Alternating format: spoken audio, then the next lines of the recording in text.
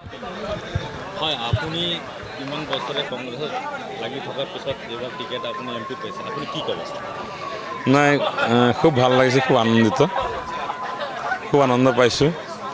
আৰু টিকেটটো সদায় মই 20 বছৰে সকলোৱে জানে 20 বছৰে টিকেট বিচাৰিছিলোঁ। এম এল এ টিকেট মোৰ খুব ভাগ্য নহ'ল। এবাৰ মোৰ এমপি টিকেটটো খুব ভাগ্য হৈছে।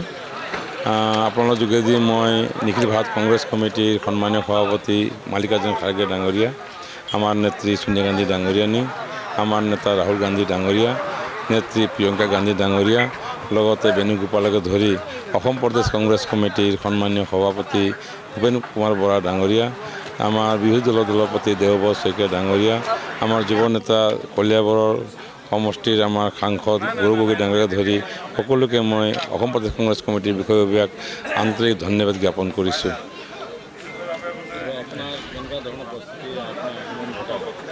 নহয়, আগন্তুক দিনত আমাৰ কাম কৰাৰ এটা প্ৰচেছ আছে। আমাৰ জিলা কমিটি আছে, ব্লক কংগ্ৰেছ আছে, মণ্ডল কংগ্ৰেছ আছে, বুথ কমিটি আছে, আমাৰ মানে উইংছ আছে, আমাৰ মহিলা কংগ্ৰেছ, যুৱ কংগ্ৰেছ, NSY, সেৱা দল সকলোৱে আমাৰ কাম কৰিব। আমাৰ অৰ্গেনাইজেশ্যন আছে, আগৰ পৰা কাম কৰি আছোঁ। সেই মাধ্যমে ৰাজ্যৰ মাজলৈ যাম। ৰাজ্যৰ মাজত বিভিন্ন সমস্যাবিলাকো আছে, সমস্যাবিলাক উত্থাপন কৰিম। বিভিন্ন সমষ্টি ৱাইজ আছে, বিভিন্ন সময় চৰকাৰে কিছুমান কাম কৰিছে, নাই কৰা, এইবিলাক সেই সময়ত বিভিন্ন কথাবিলাক আমাৰ ৰাজ্যৰ মাজত লৈ যাম।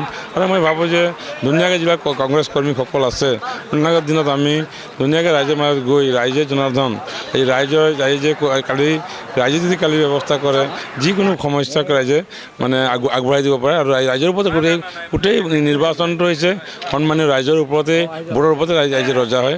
মই ভাবোঁ যে ৰাইজে এবাৰ মোক কাম কৰি কোনো সুবিধা দিব। বহুত বছৰৰ পৰা মই কাম কৰাৰ খুব ইচ্ছা আছিলে, মই খুব লাগি আছিলোঁ। গতিকে এবাৰ মই যিহেতু সাংসদৰ টিকেট মই পাইছোঁ, ৰাইজে সহায় সহযোগ কৰিব বুলি মই আশা ৰাখিছোঁ।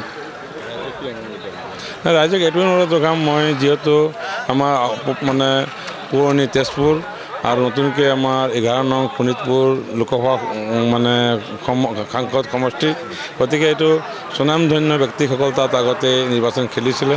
যিহেতু বিজয় চন্দ্ৰ ভাগৱতী, পুৰ্ণনাৰায়ণ সিংহ, ঈশ্বৰ প্ৰসন্ন হাজৰিকাকে ধৰি স্বনামধন্য ব্যক্তিসকলে নিৰ্বাচন কৰিছে। আৰু মই ভাবিছোঁ মোৰ নিচিনা ব্যক্তি আজি কংগ্ৰেছ দলে টিকেট প্ৰদান কৰি মোক যি ধৰণে সুবিধা কৰি দিছে, মই খুব ভাগ্যৱান নিজকে নিজকে আনন্দিত হৈছোঁ।